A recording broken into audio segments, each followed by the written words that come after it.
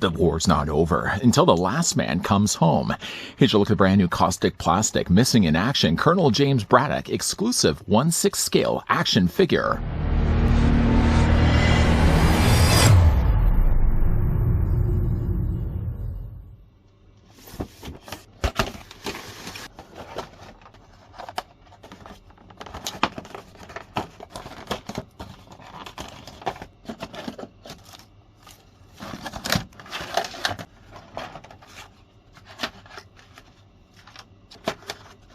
Prepare to step into the action-packed world of Colonel James Braddock with our exceptional 1/6 scale action figure featuring the iconic Chuck Norris in his unforgettable role from the blockbuster film Missing in Action. Standing an impressive 12 inches tall, this action figure is a true masterpiece, capturing every detail of Norris's legendary portrayal. Our action figure showcases an astonishingly accurate likeness of Chuck Norris as Colonel James Braddock. From his rugged demeanor to his determined expression, every aspect has been meticulously crafted.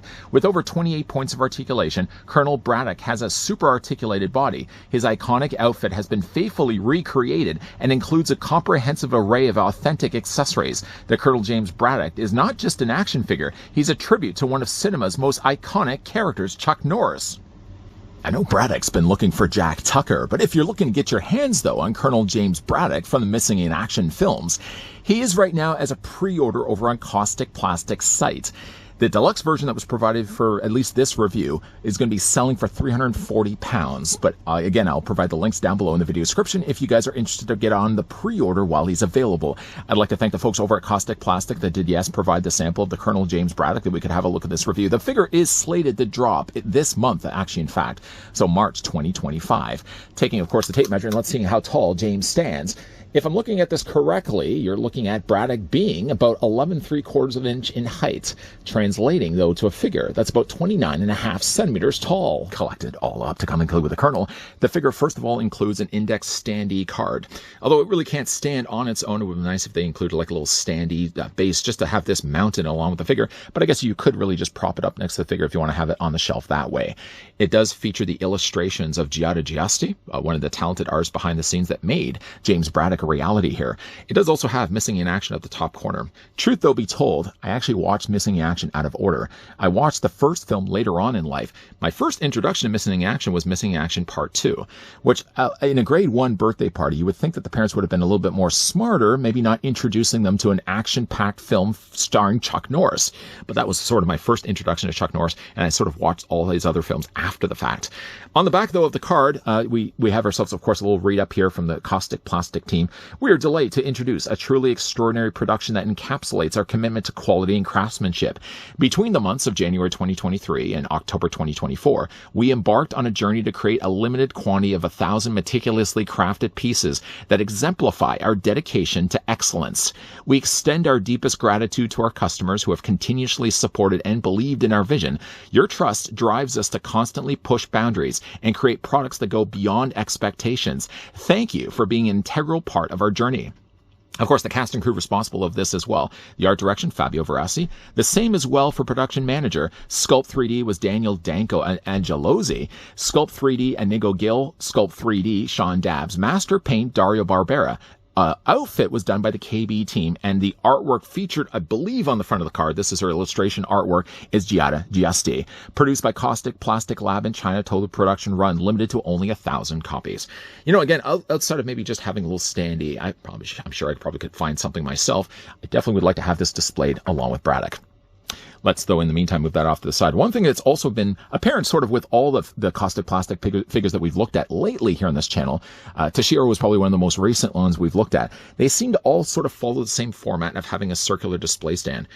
While the stand doesn't change all that much, although what may have changed is also on the bottom of this, it does say Action Deluxe Figurines. They also have some rubberized feet there on the bottom of this as well. They seem to follow, though, the trend of having a circular display stand with a placard on the front. I don't want to spend a whole lot of time, obviously, talking about the display stand, but, you know, other companies would have just relied on printing the name of the movie on the front. A lot of cases, too, you'll have much shorter display stands, too, but I really like that they do this. The Missing in Action featured a very broad, bold font. You can see it was all done here in a really nice gold with some background colors of some nice darker browns. I like this. Now, one thing to be honest, though, I'm not as crazy about is the printing that they've used for the top. Now, I would imagine that they probably would have taken some sort of grassy terrain that Braddock is standing on top of at the moment. There's some leaves there also as well. The thing about it, though, is I think it would have honestly just been easier if they just took a screenshot of like outside terrain, something with grass, something with leaves, and just use that as the image. With doing it like this, it sort of comes across a little faded, like the sun has had exposure to it. It's the only thing I really don't care about all that much. I mean, you'll see when we get into the actual figure and all its accessories, there's so much more better things to talk about, more positive things I can certainly say about this. If anything could be said of a negative, I would just say I don't really like the image at all for the display stand. But again, like there's so many other things that we're going to be talking about in a more positive sense. One thing that's positive, though, at least, is embedded in this, there's actually a built-in magnet. So instead of relying on, obviously, the neck adjustment clips that fit very awkwardly always around figure's waist, instead what they decided to do is they attach it by magnets. The magnets sit pretty securely as well. You can see, like, I'm not even holding the display stand at all, and Braddock is very poised, and obviously he's not going to be going anywhere on the shelf. The trade-off, unfortunately, though, is when you put in a guy like this on the shelf, being that the display stand is a higher lift than regular 6-scale stands. Obviously, the stuff that we're getting from Kaustic Plastik may make then for a much taller figure on the shelf, but I certainly think it's well worth it. Something that's also really well worth it, too, is to come included with this as well. You get yourself barbed wire. I would say it's real, at least in the sense that, first of all, it's metal, and there's actually the individual barbs. I mean, you can certainly feel that when you put your finger across it. Yeah, they're prickly. The thing that's cool, though, about this is it's wire. It's all just a metal wire, so you can bend and manipulate this. I haven't honestly done much manipulation of it just yet. When this eventually goes on display, I'm going to wrap it around. You can actually see when you go to Kaustic Plastik's listing of Braddock that what they end up doing, though, is they just take the barbed wire and they kind of wrap it, interweave it around the front font of the display stand. You can also do that as well. I think that's a really neat touch, the fact they would take the time and include that. As for James' remaining accessories, when you say remaining, it sort of implies the idea that there's a whole lot less than to look at, when instead it actually is a whole lot more. The figure, first of all, has 8 interchangeable hands. Now, I've already removed actually the hands that he had in the packaging in favor of holding then his gun. If you took him out of the packaging, honestly, you would be greeted first by the figure having closed fists.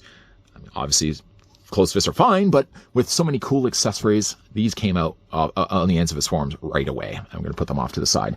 The figure does also come include a pair of relaxed hands, which again, like, if you want to have the figure displayed with those are fine and good. But you'll see as we kind of get the lay of the land going here, there's so many other good things that come included with the figure. Why would you want to display him with closed fists? Why, for that matter, would you want to display him with relaxed hands? What you could consider, though, instead is maybe having the figure carrying around closed gripping hands like this. Good for carrying around like the knives, good for holding like the torch, good for holding like the wire cutters. He comes with those as well. You can see that in all the cases, all the hands are gloved. Again, you just easily swap them out and change with the hands that he has.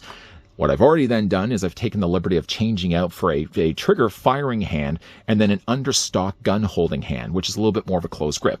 In fact, actually, if you look at these hands, you'll see that they are a little bit different. So here's a regular relaxed hand, for example. Here's one that has more of a C-clamp hand, good for holding, again, the undercarriage of the guns. I'll get him to stand here for a second. So really, again, like, where do we want to start? Okay, so the figure does, I kind of already said wire cutter, so we can have a look at that first of all.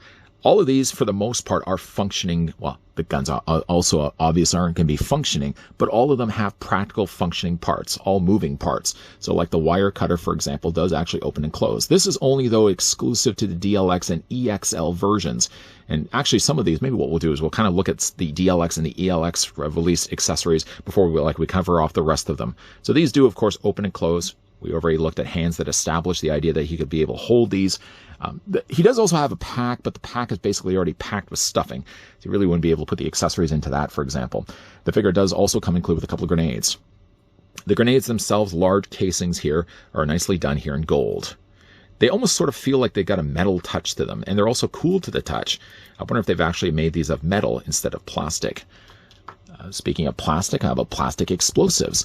I guess I'm probably also doing these a little out of order here as well. The TNTs, by the way, are also exclusive as well to DLX and ELX releases. You can see as well, they've got the wires embedded in there as well. They look like they've been made of clay. Really nice little accessories. I mean, everything that you pretty much have seen in the films, they have then duplicated them up with smaller accessories for this version of Norris. You also get as well... What else can we have? Like the torch. That's another thing that we can also look here as well. The military torch light is also, again, exclusive to those releases of him. It does almost kind of look like it's illuminated, but what they've done instead, it looks like they've added a little bit of a metallic sheen on the end of it. There, again, doesn't really look like there's a spot to store these on the figure. I mean, I guess you could probably maybe put them into the side of his, like his harnesses, for example. But again, he comes included with a torch or flashlight, so that's pretty cool as well. How about a pair of binoculars?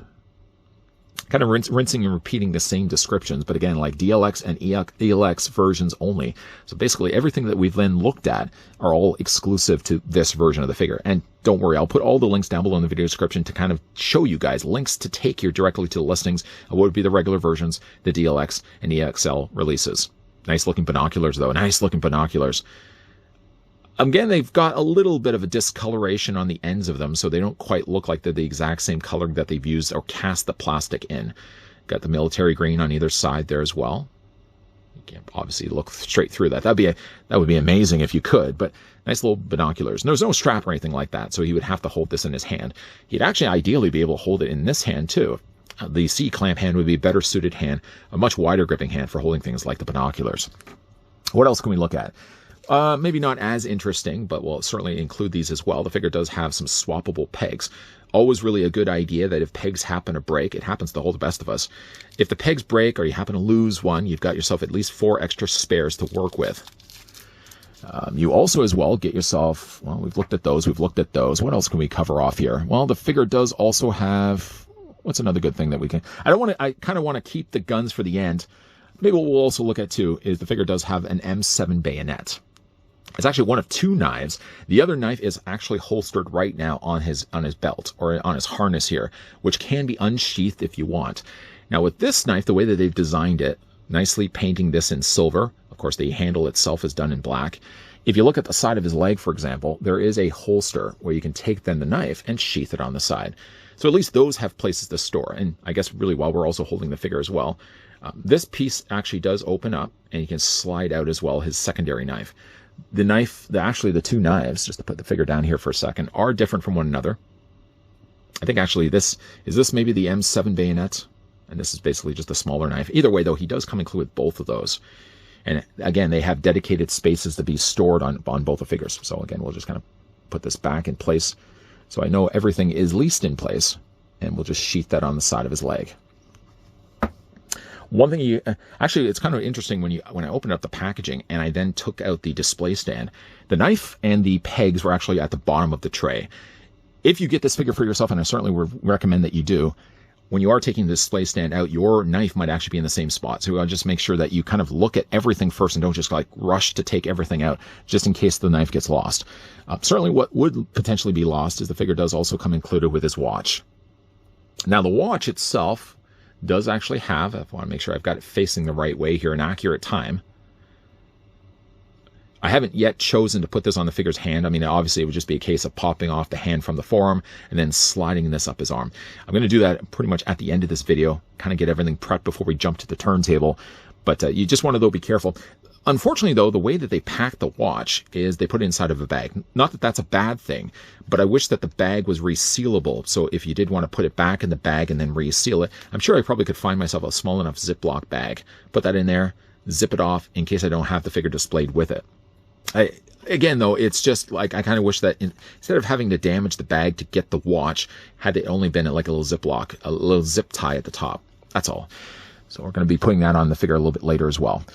He does also have, I mentioned this probably already a couple of times, he comes with this pack. Now, the pack, while it may look like you'd be able to store stuff inside, what may be involved on your part, though, is say if you want to store the torch, you want to store the binoculars, the TNT, all that stuff, you would have to, first of all, unstrap this, and inside you can actually see there's a rectangular piece of foam. It basically just gives the beef to the backpack. So again, you probably could easily take the foam out if you want. It would just make this a little bit more relaxed, and then of course you'd be able to store all the accessories into that. So there's technically storage where you could put all the extra things with Norris. You could just put them in the bag instead. What else did he have? I guess we can kind of now move into the gun territory, and you know, this is kind of where things get a little cool. The figure, first of all, does have a hand grenade, an MK. Now, first of all, it comes inside of a holder here, which again can be held basically on the back of his body. If you were to open this up, though, what you would find inside is the MK2 hand grenade, and just carefully slide this out. This does, I believe, also open up. There we go. And then you can take yourself then the grenades we've already had a look at, and then they basically just sit inside the chamber. It seems, though, like you can take both of those grenades, and yeah, they both fit in place. And at least the way they've designed this, I'll just make sure carefully snap this in place. The way they've designed this is that at least the grenades aren't going to come out. They're still rooted in there. And also you got yourself a little sight scope here as well that can also drop up. The thing about it, though, you want to be careful is when you snap it back in place. Snapping's not really the best word you really want to be using. But I find like the first couple of times I did this, it was pretty stable and this stayed in place. But since then, though, it seems like it could also just be the fact that now I've added the extra weight of having the grenade sitting inside with then the second grenade. There it is inside there as well. Maybe that's adding the extra weight. Yeah, it seems to clip a little bit better. Oh, maybe again, we just want to slide it up a little bit. Do I have it? Not quite, not quite. But yeah, this is the one other thing that I've noticed with this is that the hand grenade just doesn't stay as well in place. It seems to come off. It comes open very, very easily. But again, for me, I'm only going to end up displaying this inside the bag anyways, which again, you want to just make sure that the scope doesn't slide up in the process. Because again, if you're pushing it down in the bag, you don't want that to, you don't want that to get clipped. The figure does also come included with the, I guess we'll look at this one next. We'll leave the big gun for the last. Figure does also have the M60 machine gun. Look at the mass firepower of this. It does also have a removable clip, and you have yourself a couple of variations of clip. So you get two of these, which are, I would almost even say, somewhat identical to one another, about the same length. And then you've got a longer one also as well. And all of these as well can fit on the undercarriage and snap in place. Of course, this one does also have the strap as well, so you can also just strap that on the side of his body as well if you want. The gun looks nice, though. The gun looks really nice. I would imagine it probably would have started in this black plastic, and then they would have then dry brushed the silver over top of that. It's a really nice looking gun. But I think by far my favorite gun that comes included with the figure has to be this one right here. This is the M16A2 rifle. Now with this one is again only exclusive for the DLX and the ELX releases. This also does come included with an ammo belt as well. And with the ammo belt, what you do is you lift this piece up right here. And if you look to the side, actually, just before I put it in, I want to show you that it seems like all the individual bullets are all made of metal. So cool. Obviously, when it comes to putting this in, so you're going to lift this up already. This just slides in place, and then this comes down and sort of snaps in place. Now with this, and obviously the hand grenade, I wanted to really be careful. Yes, if you probably put a little bit more pressure to this would, I mean, this one snaps better than the hand grenade. I think honestly though, if I put more pressure to it, I probably would be able to get the MK2 to actually snap better in place. For me, I didn't want to take the risks of pushing too far and actually something breaks on it. Saying that though, I mean, this one actually does securely hold it a little bit better. These also swing down as well. And if you look to the back of this, it does also have the lever that swings back too. Now again, I'm not going to push too far back, but at least you get the idea. Generally though, when I think of Braddock, I usually tend to think I'm carrying around this as well. So again, like, there's a lot of firepower to wield with this figure. This also does swing out in the back as well. I'm not really quite sure what that does exactly in the back of the stock, but this also swings out too. It's a really nice looking gun though, really nice. Really, of the three like guns that he's wielding, I would probably say like this one is my favorite of all those three. So let's move everything out of the way. I think we've kind of covered off as much as we could with all those individual accessories. We need to spend some dedicated time talking about the Colonel now. Now, again, I'm a big Chuck Norris fan. Admittingly, again, I kind of watch the Missing in Action movies a little out of sequence. But, again, I got to say, though, this is one of the best figure releases we've gotten so far from Kaustic Plastik. Now, they've done, obviously, Universal Monsters. Some of those have been fantastic-looking figures. Never really got the chance to get those. And, of course, they also did, as well, Toshiro Mifune, which we've looked at a couple of those also here on this channel. Being, though, with Toshiro, I was more, like, casually into a fan of his films. I would certainly, though, say I'm a bigger, more diehard fan of Chuck Norris. So, for me, at least, this is a figure that I have more invested interest in. And I gotta say, I'm really, really happy with the results of him. So, let's go ahead and pick him up right now. And first of all, we're obviously going to spend some time talking about his head sculpt. The head sculpt, he seems sort of more war-torn. Obviously, he's got some bags under his eyes. The coloring on all of these head sculpts, by the way, are hand-painted. You can see the amount of work went into not only just the sculpt alone, but how much work went then into painting the figure. Of course, he also has his bandana here on the side. It's not that long either, so it's not going to affect at all when it comes to figures articulation. And we're going to get more into that, obviously, as the reviews progress. But yeah, I think they've done such a great job here on likeness-wise for Chuck Norris. Of course, Chuck Norris sporting his very, very cool beard. I mean, Chuck Norris was known in movies most of all for having beards. I mean, there were a few movies, obviously, when he fought, like Bruce Lee, for example. I don't think he had the beard at that point. But like for me, at least, I always tend to think of Chuck Norris with the beard. And boy, oh boy, like that's such a good looking head sculpt. I think there's so much life, and I would even say like lack of life. There's sadness you can see behind Chuck Norris's eyes. It says something, obviously, for how much sculpting, how much talent behind the scenes, getting the sculpt to look as good as it does here. Now, for his outfit, he's got himself his Vietnam, this is a OG 107 jungle jacket. Again, like the coloring matches pretty close to the way we see it in the film. He's got a pack here on the side for his belt. It does, though, look like the belt would be detachable. I would almost have a worry, though, that detaching the belt, I would have a harder time putting it back in place. The little pack there on the side, though, on the back, obviously, he's got his harness here. The harness straps in, and it seems to be linked on these little ringlets here on the belt. Again, it looks like they're potentially able to be removed, but you would imagine, like, how small of an eye hole do you have to work with here? That would be probably quite difficult to try to detach. The jacket looks very good, though. Of course, he's got the pants matching that as well. I like that they've added a little bit of wear there to it as well. It obviously looks like they've been soiled, and again, he's crawling around in the jungle. You would like to think as well, like his outfits, both top and bottom, have some wear and tear to them. And again, I do like that they've added a little bit of scuffing brown added in there. The pants look good. He's got these really long laces, and for a second I thought the laces were too long. I mean, you probably could also go in there and tie the laces up. I chose not to, at least for this review. I just want to kind of keep the way that the laces were just to show you.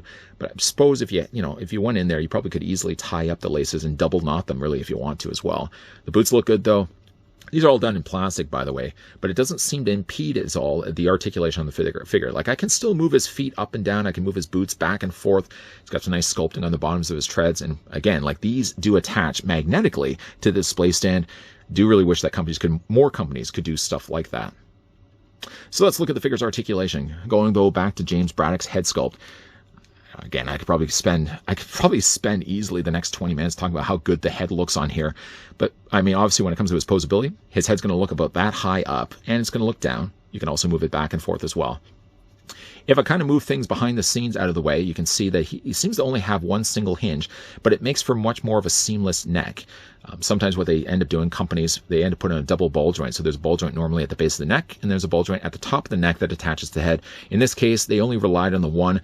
But, honestly, like, he does everything you would need him to do anyways. I don't feel like there would be a need to have a ball joint at the base of the neck also. Now, for his upper torso, it seems to be on a ball joint too. So yeah, you can have him crunched forward. You can have him looking back. You can also move it back and forth as well. Arms come out.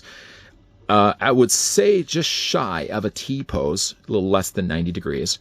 You can take those arms and yeah, you can move them forward. You can move them back.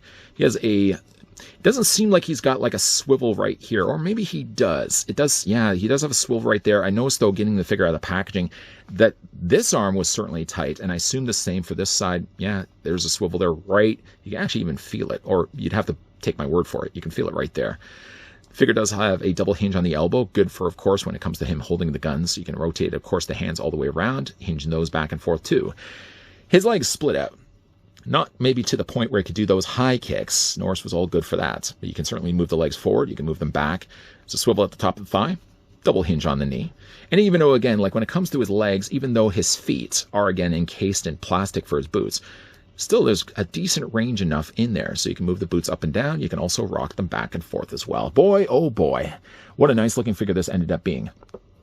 Now, again, you don't have to go the route of getting the deluxe or the ELX versions of Chuck Norris. Again, if you wanted to get Braddock, he is right now as a pre-order over on Kaustic Plastik's site. Just getting this guy to stand a little bit here. Yeah, he's available right now over on their site. If you guys are interested, as right now he's a pre-order, you can certainly click the link that I'm going to provide down below in the video description. For me, Chuck Norris is one of those standout action stars. Like, as you got later into the action movies, of course, with Stallone, you had Arnold Schwarzenegger, Jean-Claude Van Damme, personal favorite of mine. And, speaking of Kaustic Plastik is going to, in fact, be doing a Frank Dukes, I believe, from Bloodsport. I can't wait for that one.